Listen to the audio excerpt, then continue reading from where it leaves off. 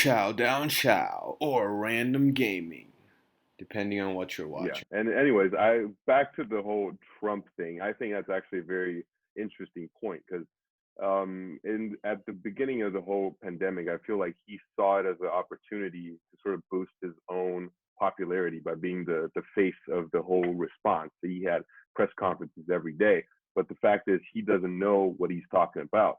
But if you look at other political figures like Cuomo in New York and Newsom in California, they've been holding press conferences as well, but they were able to deliver news and facts uh, calmly and in more precise language. I just wonder what you think about Trump's uh, decision to be the front face of the response team, and how do you think this will affect the elections? I think that's a very important part as well.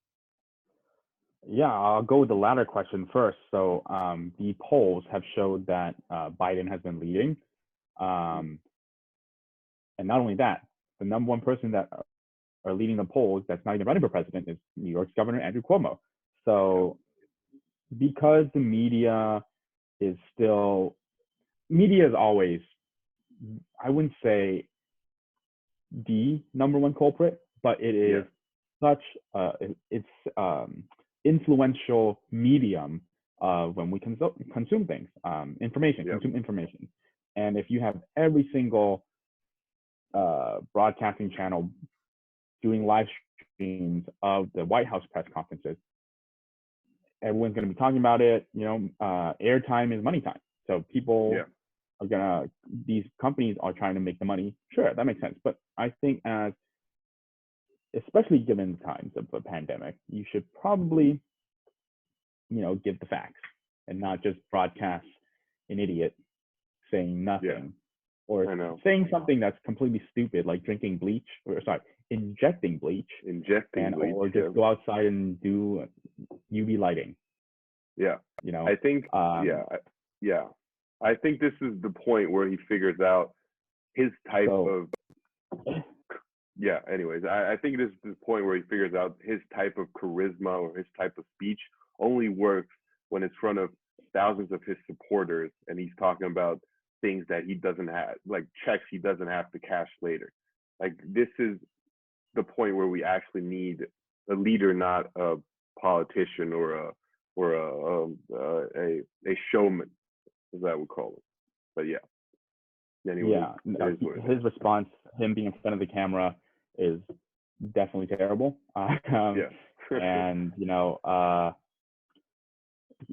even it's not a partisan thing; it's a him thing. It's all about him.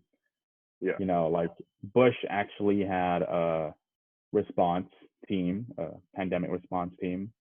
All the other presidents do. Any person with some experience in the government, in politics, should have a backup plan for something like this. And for sure, it's just that we are pretty shit out of luck to be stuck with this guy during this pandemic. Gotcha. Honestly, if you look at other Western countries too, and how they're doing, like Germany's doing pretty well. New Zealand is doing really well. New Zealand's doing fantastic. Their prime minister, I think her name is Janice. I don't know her name. She's been good. She's been doing fantastic though. But she's amazing. She's been amazing since her being elected, especially during the church shooting that happened about a year ago. She worked with her legislature to ban assault rifles in the whole country. So props to her. So if you look at other countries' responses, there's definitely better examples. But one thing that I would like to say is Boris Johnson, for example. Boris Johnson. He's a Trump ally, or was probably. And the NHS is doing a lot more, and Boris was the one that ignored everything, and then he got it. And then he got it exactly. Yeah, so that's the point. I think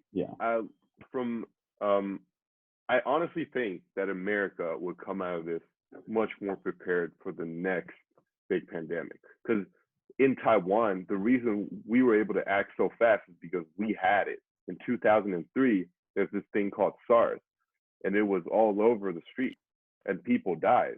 And so we learned from our mistakes, and we learned how to act fast.